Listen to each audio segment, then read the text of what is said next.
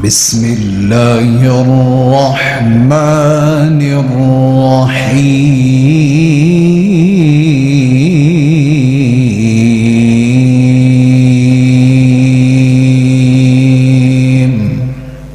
وہ صبح ربی کی سحر کا اجالا، وہ جس کو بہاروں نے صدیوں میں پالا، جسے اپنے خود آپ سانچے میں ڈالا، وہ جس نے گناہوں سے ہم کو نکالا، وہ برکت کا پرتو، وہ رحمت کا چھاوا، وہ آدم تا عیسیٰ سبھی کا حوالہ، فلک چاند سورج ستارے گواہ، زمین کے حسین سب نظارے گواہ، وہ آیا ہے جس نے جہاں کو سنبھالا، حسن کی نزاکت دو منگوں کی مالا، وہ ہر نوری بشری سے بہتر و بالا، کوئی سمجھے تو اسے ہوش والا، وہ ہر معجزے میں نبیوں سے والا، وہ تقدیم احسن میں سب سے نرالا، وہ آدم نے اپنی نگاہوں میں دیکھا، وہ عزت میں اول، وہ عظمت میں اول، وہ رفعت میں اول، بلندی میں اول، وہ شوکت میں اول، رسالت میں اول، وہ موسیٰ سے پہلے، وہ یوشع سے پہلے، وہ عیسیٰ سے پہلے، وہ یحییٰ سے پہلے، وہ توحید رب کی سنانے ہی آیا، وہ امت کو سینے لگانے ہی آیا۔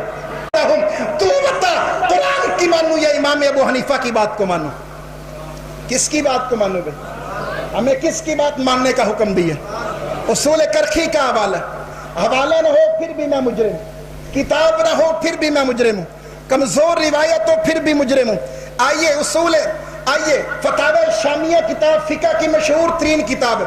اس وقت تک کوئی مفتی تصور نہیں ہوتا، اس وقت تک کوئی مفتی نہیں بنتا جب تک فتاوی شامیہ پڑھ نہ لے جائے، جب تک فتاوی شامیہ پڑھا نہ دی جائے، جب تک فتاوی شامیہ اس کی نظر سے نہ گزر جائے، اس وقت اہل سنت کے ہاں کوئی مفتی تصور نہیں ہوتا ہے۔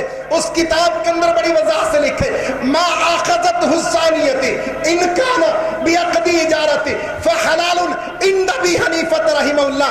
امام ابو حنیفہ کہتے ہیں اگر ایک عورت زنا کر کے پیسے کماتی ہے، اس کی یہ کمائی اس کے لیے حلال ہے۔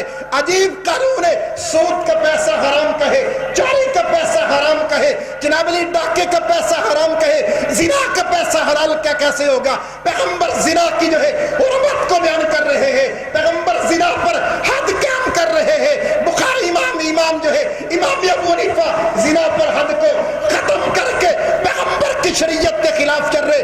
بتا امام کی بات مانو یا پیغمبر کی بات کو مانو؟ سید الرسل وخاتم الانبیاء والمرسلین وعلى آلہ واصحابہ اجمعین۔ اما بعد فاعوذ باللہ من الشیطان الرجیم۔ بسم اللہ الرحمن الرحیم۔ وَلَلْآخِرَةُ خَيْرٌ لَكَ مِنَ الْأُولَى۔ صدق اللہ العظیم۔ کہاں اس کے مقدر کا ستارہ، کہاں اس کے مقدر کا ستارہ ہو جس کو میسر تیری رحمت کا سہارا۔ تنہا ہے، یکتا ہے، اکیلا ہے، احد ہے، غیرت تیری کرتی نہیں شرکت کو گوارا۔ حق یہ ہے کہ تجھ بن کوئی معبود نہیں ہے۔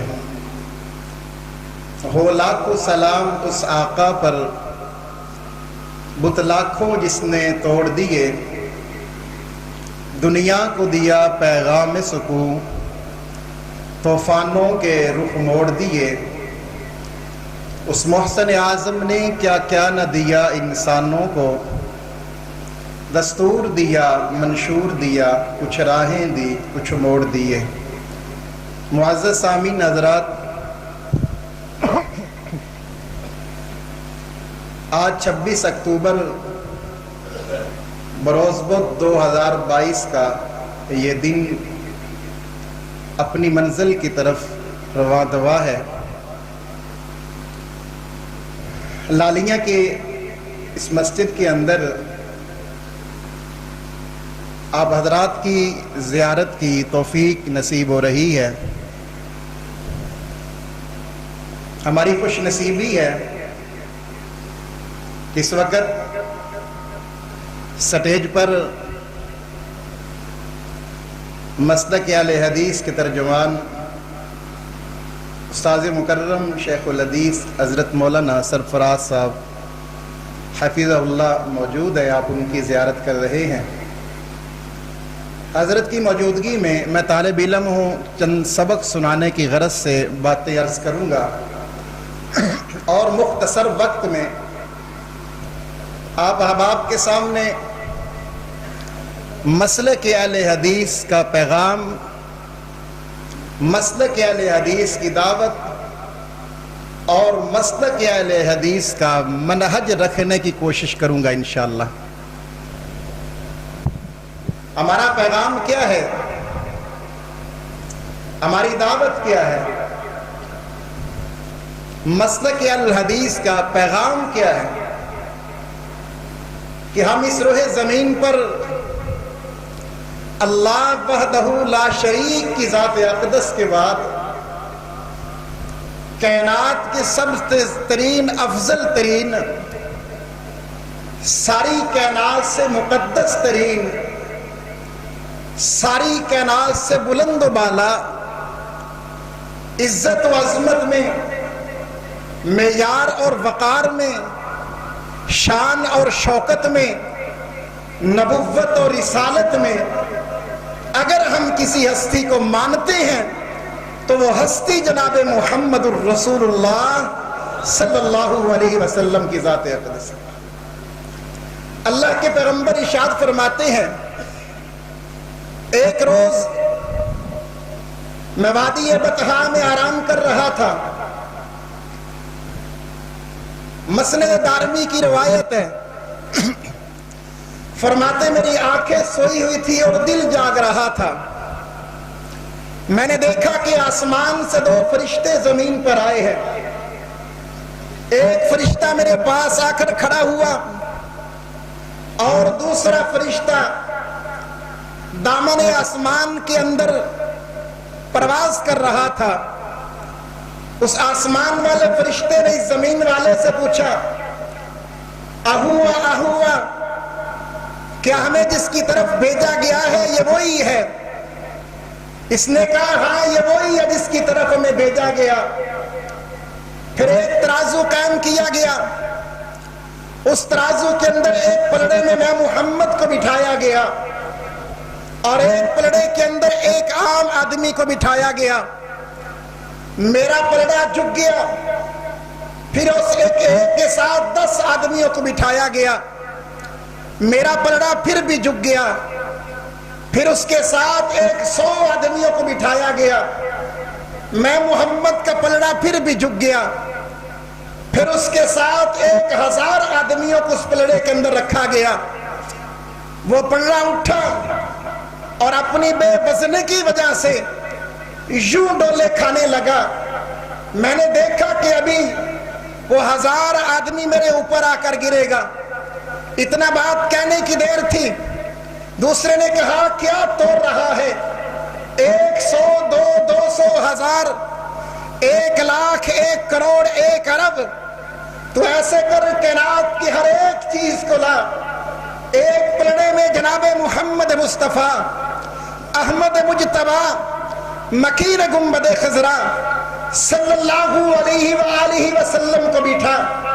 دوسرے پلڑے کے اندر کائنات کے سارے صاحب بٹھا، کائنات کے سارے عبدوں کو جمع کر، کائنات کے سارے کتبوں کو جمع کر، کائنات کے سارے نیکوکاروں کو بٹھا دے، کائنات کے سارے صالحین کو بٹھا، کائنات کے سارے ائمہ کو اس پلڑے کے اندر بٹھا، کائنات کے ہر کتب کو اس پلڑے کے اندر بٹھا، کائنات کے ہر مفتی کو پلڑے کے اندر بٹھا، اس کائنات کے ہر نبی کے صحابہ کو اس پلڑے میں بٹھا۔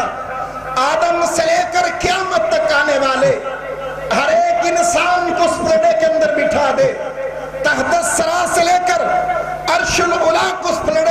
رکھ دے، بر و بحر کو اس پلڑے میں رکھ، حجر و شجر کو پلڑے کے اندر رکھ دے، شمس و قمر کو لا کر پلڑے کے اندر رکھ دے، لیل و نہر کو اٹھا کر پلڑے کے اندر رکھ دے، زمین و زمان کو اٹھا کر پلڑے کے اندر رکھ دے، کون و مکان کو جمع کر کے پلڑے کے اندر رکھ دے، اس پلڑے کے اندر مشرق سے لے کر مغرب تک، شمال سے لے کر جنوب تک ساری کائنات کو لا کر رکھ دے، سمندر کی برودت کو رکھ دے، چاند کی سیادت کو رکھ دے، ستاروں کے کرنوں کو لا کر رکھ دے، اس کائنات کی ہر ایک چیز کو پلڑے کے اندر رکھ دے، ساری کائنات مل کر کے بھی محمد الرسول اللہ کی عظمت کا مقابلہ نہیں کر سکتی ہے۔ لہو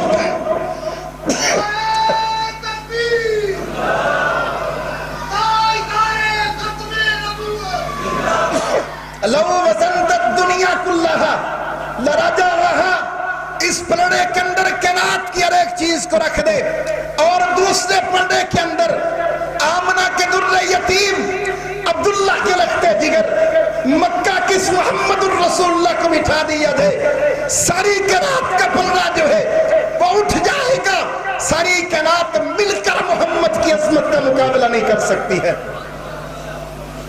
یہ ہے مسلک اہل حدیث کی دعوت، یہی ہے مسلک اہل حدیث کا پیغام، یہی ہے مسلک اہل حدیث کی دعوت اور منہج۔ ہم اس روئے زمین پر اللہ کے پیغمبر سے زیادہ کسی کو عزت نہیں دیتے ہیں، اللہ کے پیغمبر سے زیادہ کسی کو مقام نہیں دیتے ہیں، اپنے پیغمبر کے زیادہ کسی کو معیار نہیں دیتے ہیں۔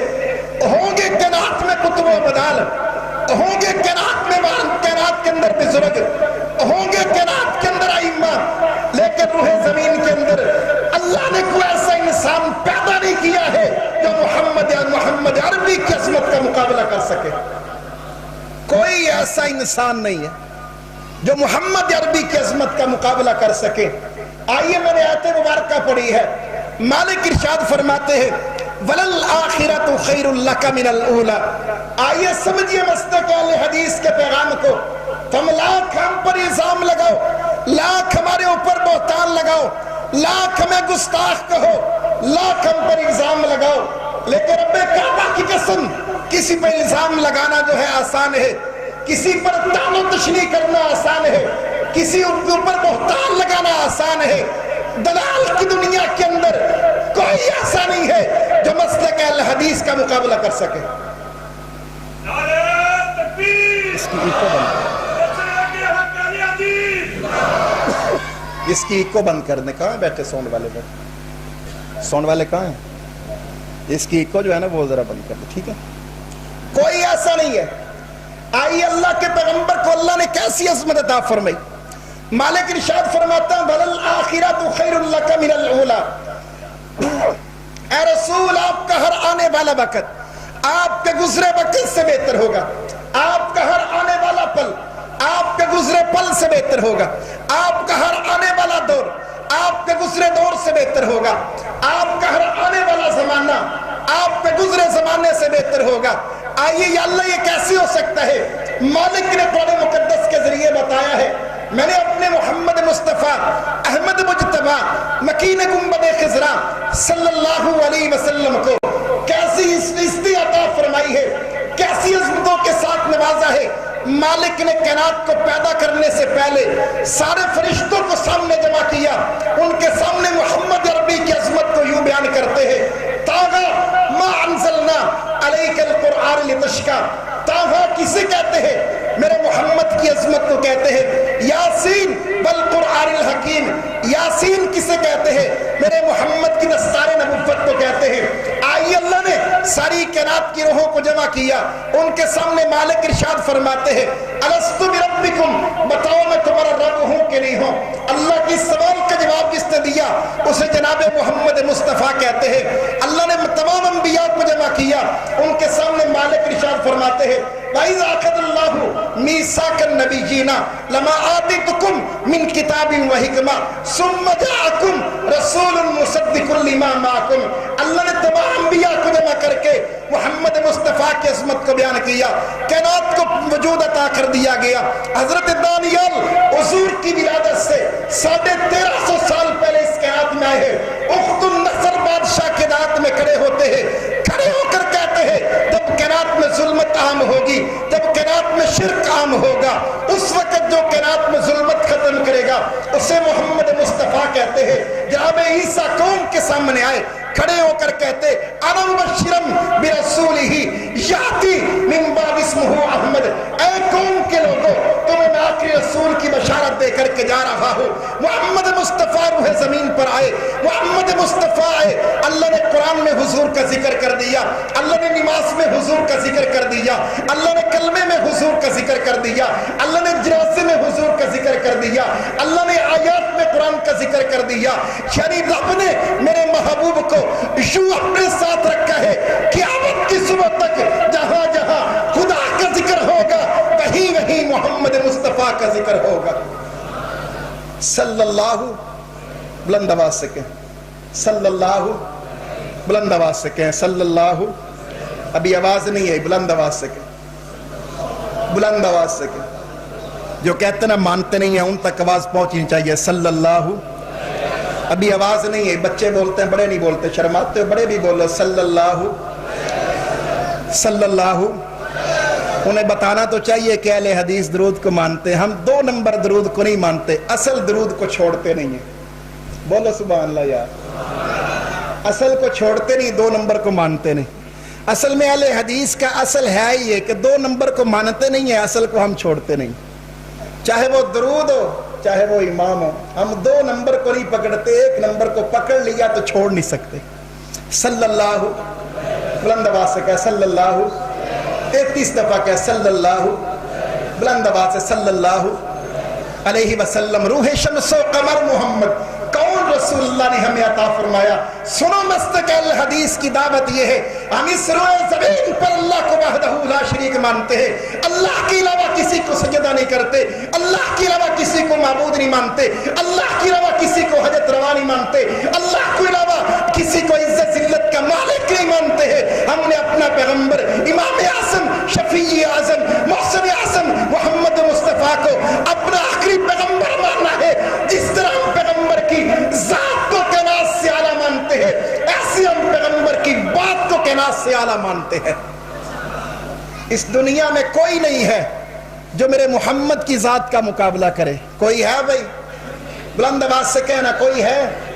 اس روح زمین پہ کوئی ایسا نہیں ہے جو میرے محمد کی عظمت کا مقابلہ کرے، پھر کون میرے نبی کی عظمت کا مقابلہ کر سکتا ہے؟ وہ صبح ربی کی سحر کا اجالا، وہ جس کو بہاروں نے صدیوں میں پالا، جسے اپنے خود آپ سانچے میں ڈالا، وہ جس نے گناہوں سے ہم کو نکالا، وہ برکت کا پرتو، وہ رحمت کا چھاوا، وہ آدم تا عیسیٰ سبھی کا حوالہ، فلک چاند سورج ستارے گواہ، زمین کے حسی سب نظارے گواہ، وہ آیا ہے جس نے جہاں کو سنبھالا، حسن کی نزاکت دو منگوں کی مالا، وہ ہر نوری بشری سے بہتر بالا، کوئی سمجھے تو اسے ہوش والا، وہ ہر معجزے میں نبیوں سے والا، وہ تقدیم احسن میں سب سے نرالا، وہ آدم نے اپنی نگاہوں میں دیکھا، وہ عزت میں اول، وہ عظمت میں اول، وہ رفعت میں اول، بلندی میں اول، وہ شوکت میں اول، رسالت میں اول، وہ موسیٰ سے پہلے، وہ یوشع سے پہلے، وہ عیسیٰ سے پہلے، وہ یحییٰ سے پہلے، وہ توحید رب کی سنانے ہی آیا، وہ امت کو سینے لگانے ہی آیا، وہ آباد کرنے جہان آ گیا ہے، وہ رحمت کا کیسا فسوچ آ گیا ہے، وہ سب کی خوشی کا سامان آ گیا ہے، وہ کسرا کے کنکرے گرے جا رہے ہیں، رومی اور شامی مرے جا رہے ہیں، یہودی بھی دیکھو پٹے جا رہے ہیں، جمال معلیٰ کمال تعالی، نگاہوں کی جنت نبوت کا تالا، وہ مقصود کون و مکان آ گیا ہے، ہیرا سے سوئے فران آ گیا ہے، روایت بتانے حسان آ گیا ہے، خدا کا زمین پر بیان آ گیا ہے، وہ سارے کا سارا قرآن آ گیا ہے۔ ہمارے پیغمبر کی ذات کا مقابلہ جس طرح کوئی نہیں کر سکتا، اسی طرح ہمارے پیغمبر کی بات کا مقابلہ بھی کائنات میں کوئی نہیں کر سکتا ہے، اس لیے تو ہم نے اسے اپنا امام اعظم مانا۔ علامہ احسان الہی شہید رحمہ اللہ کا میں ایک کلپ سن رہا تھا فیس بک کے اوپر، کیا کمال کی خطیب تھے، جن کے دروازے پہ خطابت لونڈی بن کے بیٹھا کرتی تھی، جن کے دروازے پہ خطابت الفاظ مانگنے کے لیے آیا کرتی تھی۔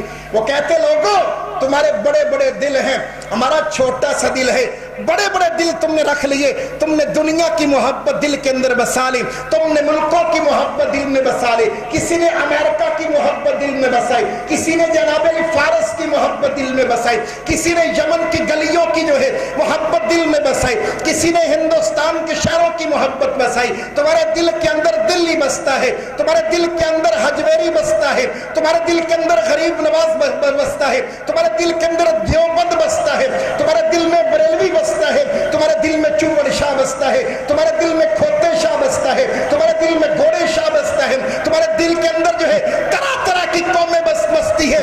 آؤ لوگوں, ہمارا چھوٹا سا دل ہے, اس دل کے اندر اللہ کے پیغمبر کے علاوہ کسی اور کی جگہ ہی نہیں ہے, کسی اور کی جگہ اس دل کے اندر نہیں ہے. اس دل کے اندر اگر کوئی ذات ہے تو محمد عربی کی ذات صلی اللہ, بلند آواز سے کہہ صلی اللہ. ہماری ذات پہ گفتگو کرنا بڑی آسان ہے, ہم پہ الزام لگانا بڑی آسان بات ہے, ہماری کردار کا شکر کرنا بڑی آسان ہے. ہمارا دلائل کے ساتھ مقابلہ کرو, ہم بات غلط کہیں, ہماری غلط بات کے سامنے آؤ, تم نے غلط بات کی ہے, میں کتاب کا حوالہ دوں, تم کہو مولانا صاحب کتاب کا حوالہ غلط ہے, میں اپنی ہر ایک بات کا ذمہ دار ہوں گا. میری ذات کو اچھالنا جو ہے آسان بات ہے, میرے کردار کشی کرنا آسان بات ہے, مجھے جو ہے ٹوٹ ملا کہنا آسان بات ہے, میرے اوپر طرح طرح کے مقدمات بنانا آسان بات ہے. رب کعبہ کی قسم, جس سٹیج کو میں نے چنا ہے, جس سٹیج پر میں آیا ہوں, اس سٹیج پر دلال کی دنیا کے اندر مقابلہ کرنا مشکل نہیں, ترین مشکل کام ہے. یہ سٹیج وہ ہے جہاں نہ قبر کی بات ہوتی ہے نہ قبر کی بات ہوتی ہے, جہاں جب بھی بات ہوتی ہے یا اللہ کے قرآن کی بات ہوتی ہے یا مدینے والے سرکار کی بات ہوتی ہے. ہم نے چھوڑا ہی اس لیے مسئلہ, ہم نے دیوبند کو ایسے نہیں چھوڑ دیا کہ ایسے ہم نے کہا ہمیں یہاں شہرت ملے گی. اور میں کہا کرتا ہوں, میں نے شہرت کو شہرت کے لیے نہیں چھوڑا, میری شہرت تھی, میں نے 11 سال دیوبند کے سٹیج پر خطابت کی ہے. فیس بک پہ میرا کلپ گیا, دیوبندی حضرات نے میری کردار کشی کرنا شروع کر دی. طالب علم میں یوں تھا, طالب علمی میں یوں تھا. میں دوستوں سے کہہ رہا تھا میں وہی تھا طالب علمی, وہی تھا جس نے 11 سال سٹیج دیوبند کے سٹیج پر خطابت کی ہے. میں کل بھی میں وہی آج وہی ہوں کہ جس کو تم اپنا قید محترم کے الفاظ سے بلایا کرتے تھے. میں آج بھی وہی ہوں جس کو تم نے اپنی جماعتوں کی ذمہ داریاں دی ہوئی تھی. میں آج بھی وہی ہوں جس نے اپنے طالب علمی دور کے اندر, جامعہ اسلامیہ امدادیہ دور کے اندر الحمدللہ 3 سال مؤذن کی ذمہ داری میں نے سنبھالی ہے. امدادیہ کے اندر میرا ایک معیار اور وقار تھا طالب علمی دور کے اندر. آؤ کردار کشی کرنی ہے, آؤ دلائل کے ساتھ آؤ نا. میں جو بات کہہ رہا ہوں امام کی ہر بات مانوں گا, مانتا ہوں, ماننے کے لیے تیار ہوں, لیکن اگر امام کی بات قرآن کے خلاف آئے گی, امام کی بات پیغمبر کے فرمان کی بات آئے گی, اس بات کو ردی کی ٹوکری کے اندر ڈالنا اپنے لیے یعنی عبادت سمجھتا ہوں. الحمدللہ. آئیے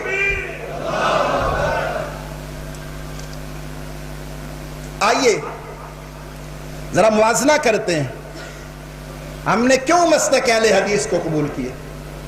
یہاں دیوبند کے ساتھی بیٹھے ہوں گے, مسلک بریلوی سے تعلق رکھنے والے ہوں گے. میں آپ کو دعوت فکر دیتا ہوں, ایک دفعہ اپنی تعصب کی عینت کو اتار کر اہل حدیث مسلک کو سمجھنے کی کوشش کریے, اہل حدیث کے موقف کو سمجھنے کی کوشش کریے. آئیے 4 کتابوں کے حوالے آپ کے سامنے رکھتا ہوں. لائیو ویڈیو بن رہی ہے, یوٹیوب پر بیان جائے گا. میں اپنے دیوبند کے حضرات سے یہ کہتا ہوں, میری کردار کشی کرنے کی بجائے میری ان باتوں کا جواب دیجئے, دلائل کے ساتھ دیجئے.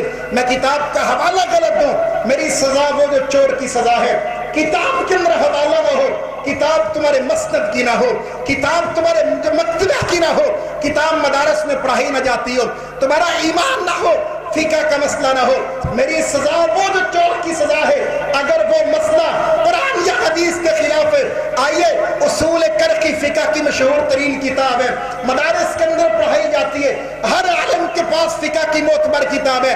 اس کتاب کے اندر لکھے, اس اگر تم جو ہے کوئی بھی مسئلہ دیکھتے ہو, تمہارے سامنے قرآن کا مسئلہ آتا ہے, قرآن کی یاد آتی ہے یا پیغمبر کا فرمان آ جاتا ہے, اس کے مقابلے میں تمہارے امام کا قول آ جاتا ہے. فقہ کا مسئلہ یہ ہے, تم قرآن کو چھوڑ دو, حدیث کو چھوڑ دو, امام کی بات کو مان لو. مسلمانوں, رب تو کہتا ہے میرے قرآن کو مانو, پیغمبر کے فرمان کو مانو. پیغمبر کہتا ہے قرآن کو نہ چھوڑنا, میرے فرمان کو نہ چھوڑنا. امام ابو حنیفہ کہتے ہیں قرآن کو چھوڑ دو, میری حدیث کو, تو محمد کی حدیث کو چھوڑ دو, میری بات کو مان لو. فیصلہ تیرے سامنے رکھتا ہوں, تو بتا قرآن کی مانو یا امام ابو حنیفہ کی بات کو مانو؟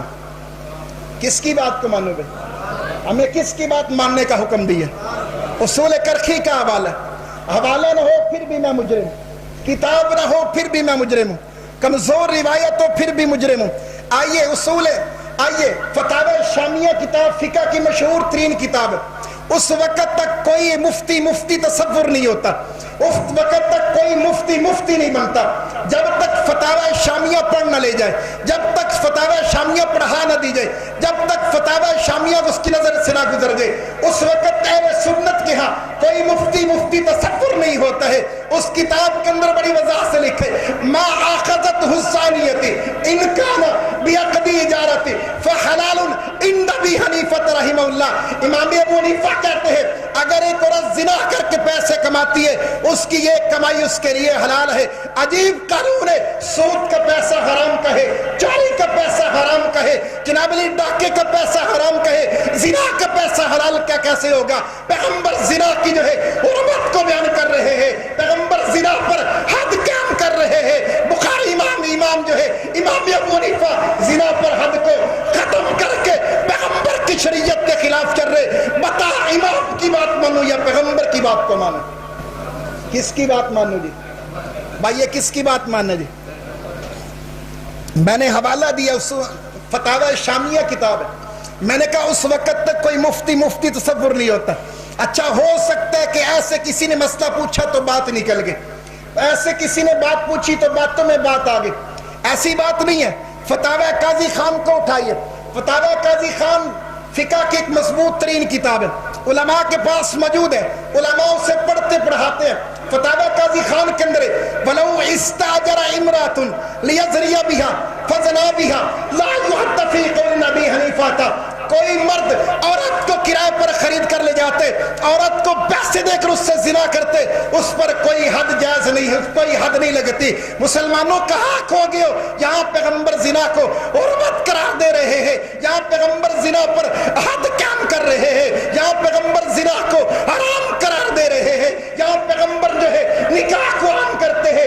امام ابو حنیفہ نکاح کو جو ہے نکاح کو ختم کروا کر کے اور نکاح کے خلاف جو زنا کی حرمت کو ختم کر کے, اس پر سزا کو ختم کر کے, اس پر جو حد ہے اسے ختم کر رہے ہیں. بتاؤ فیصلہ تیرے سامنے ہے, فقہ کی بات مانو یا پیغمبر دو عالم کی بات کو مانو؟ کس کی بات کو مانو گے؟ بلند آواز سے کس کی بات کو مانو؟ ولو استاجر امرات, فتاوی قاضی خان کے اندر یہ حوالہ نہ ہو تو میں مجرم. میں نے کیوں مسلک دیوبند کو چھوڑا؟ کہتے ہیں آپ کو 2 کروڑ روپے میں خریدا گیا, آپ کی بولی لگی, آپ نے اپنے آپ کو بیچ دیا, آپ نے اپنے ضمیر کا سودا کیا. میں نے کہا میرا کردار کشی کرنا آسان بات ہے. لوگ کیوں ہمیں گالی نکالتے ہیں, لوگ کیوں ہم پر کفر کے فتوے لگاتے ہیں, کیوں ہمارے راستے روکتے, کیوں ہمیں گندی گالی نکالتے؟ ہم نے کسی کی عزت کو اچھالے, ہم نے کسی کی باپ کی پگڑی کو اچھالے, ہم نے کسی کے گھر میں ڈاکہ ڈالے, ہمارا کیا قصور ہے؟ ہم نے کسی کی بھینس چوری کی ہے, ہمارا کوئی قصور نہیں ہے. ہمارا ایک قصور ہے, ہم نے امام کی اس بات کا رد کیا ہے جو بات قرآن کے خلاف تھی, ہم نے امام کی اس بات کو چھوڑا ہے جو بات حدیث کے خلاف تھی, اور چھوڑتے رہیں گے. یہ جرم ہم نے کیا ہے, جرم کرتے ہیں, اور جب تک زندہ ہے جرم کرتے رہیں گے انشاءاللہ. یہ جرم ہم کرتے رہیں گے, اور ہمیں اس جرم پر فخر ہے. کیا ہے بھائی؟ آپ کی آواز نہیں آتی, بلند آواز سے بولے. کیا ہے بھائی؟ ہمیں اس جرم پر فخر ہے. اکابرین کی موجودگی میں گفتگو کر رہا. حوالہ نہ ہو پھر بھی مجرم, کتاب نہ ہو پھر بھی مجرم, غلط ہو پھر بھی مجرم, کتاب مضبوط نہ ہو پھر بھی مجرم. آوے فتاوی شامی ہے, میں نے تعارف آپ کے سامنے رکھا ہے. میں جی جوڑ رہا ہوں, یہاں پر کوئی دیوبندی بیٹھا ہے اسے, میں اہل سنت یہاں بریلوی بیٹھا ہے جی جوڑ رہا ہوں اسے. اپنے غور کر, عاشق مصطفیٰ تو ہے یا تو گستاخ رسول ہے؟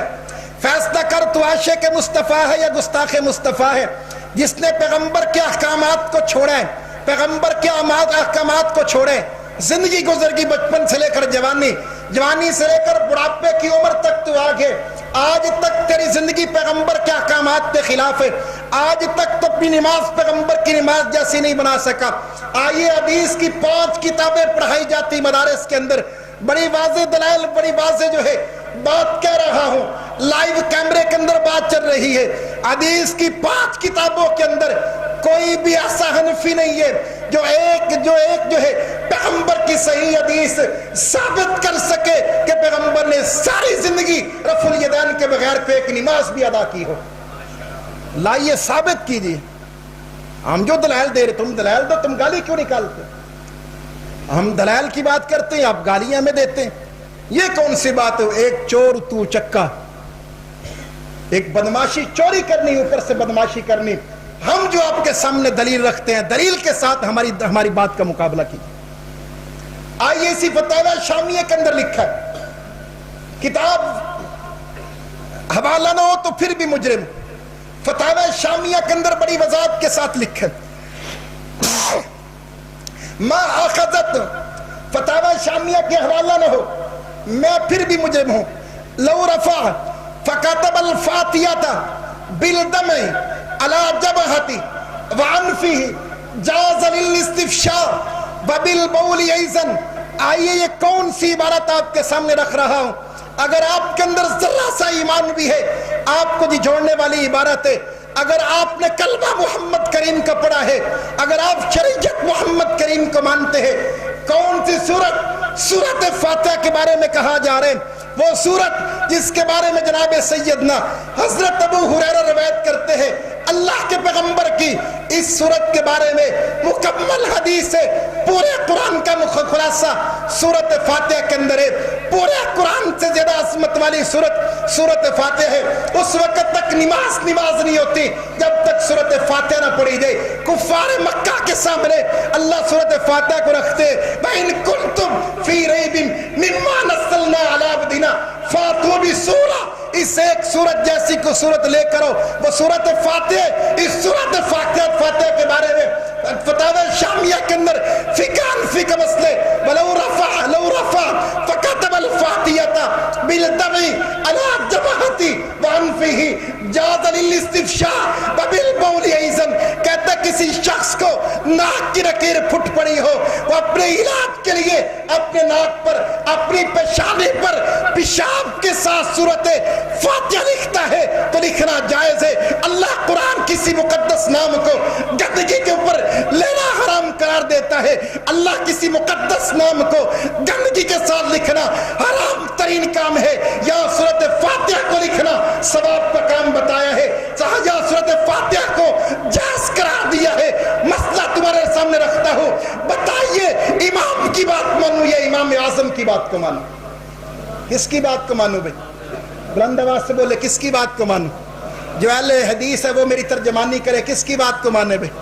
بلند آواز سے آواز نہیں آئی، جو اہل حدیث ہے وہ بولے کس کی بات کو مانے بھائی؟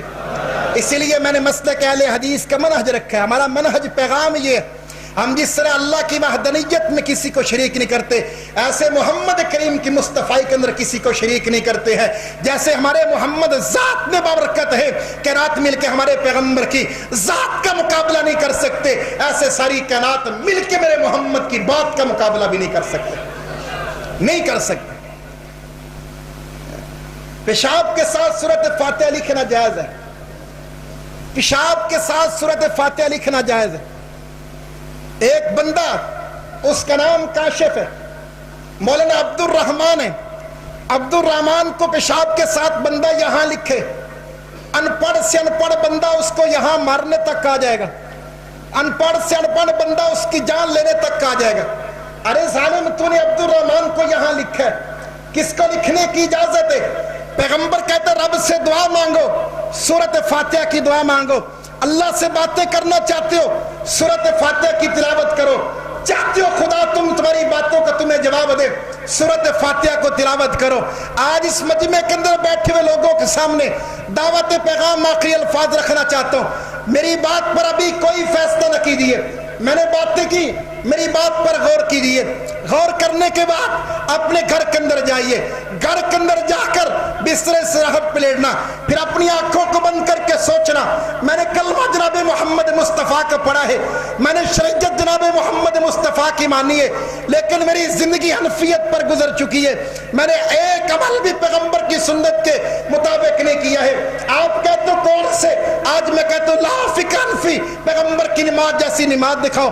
جناب پیغمبر نے ساری زندگی نماز سے پہلے صلاۃ نہیں پڑھی، تمہاری اذان سے پہلے صلاۃ ہوتی ہے، نماز میں کھڑے ہو جو، لاؤ نماز کو۔ اللہ کے پیغمبر نماز شروع کرتے اللہم باعث بینا و بین الخطایا کما بعدت بین المشرق والمغرب، لاؤ تمہارا ایک بھی کوئی انفی یہاں سے نماز شروع کرنے والا ہو۔ پیغمبر نے ساری زندگی رفع یدین کے ساتھ نماز پڑھی ہے، سینے پر ہاتھ باندھے۔ جناب سیدنا حضرت علی کہتے میں مسجد سے نکلا، پیغمبر کے دروازے پر پہنچا، جا کر وہاں دیکھو پیغمبر مسجد میں یوں نماز پڑھتے، گھر میں نماز کیسے پڑھتے؟ کہتے میرے گھر میں جا کر دیکھا پیغمبر گھر میں نماز ویسے پڑھ رہے تھے جیسے مسجد میں پیغمبر نماز ادا کرتے صلی اللہ علیہ وسلم۔ ہمارا مقصود صبح نو ہے، کسی کے ساتھ کوئی مقابلہ نہیں، کسی کے ساتھ کوئی جنگ نہیں ہے، کسی کے ساتھ کوئی لڑائی نہیں ہے، ہم نے کسی کی کوئی جو ہے عزت کو نہیں اچھالا۔ ہمارا قصور یہ ہے ہم نے توحید و سنت کو علم کرنے کی کوشش کی ہے، ہمارا قصور یہ ہے ہم نے قرآن و سنت کو پیشوا بنایا ہے، ہمارا قصور یہ ہے ہم نے امام ابو حنیفہ کو امام اعظم کہنا چھوڑ دیے اور محمد اعظم کو امام اعظم کہنا مان لیے۔ ہمیں اپنے اس قصور پر فخر ہے، ہمارے کوئی کسی سے جنگ نہیں ہے، ہمارا مقصود صبح نو ہے۔ ستم کی راتوں سے کیا ڈریں گے، ظلمت ہم نے ظلمت کو کیا ہے سجدہ، کبھی ہم نے نہ اب کریں گے۔ اے عصر حاضر گواہ رہنا، چراغ الفت کا جلایا ہم نے، قدم کے وفراہ وفا میں قدم قدم پر لہو سے اپنے دیے جلائے۔ وما علینا الا البلاغ۔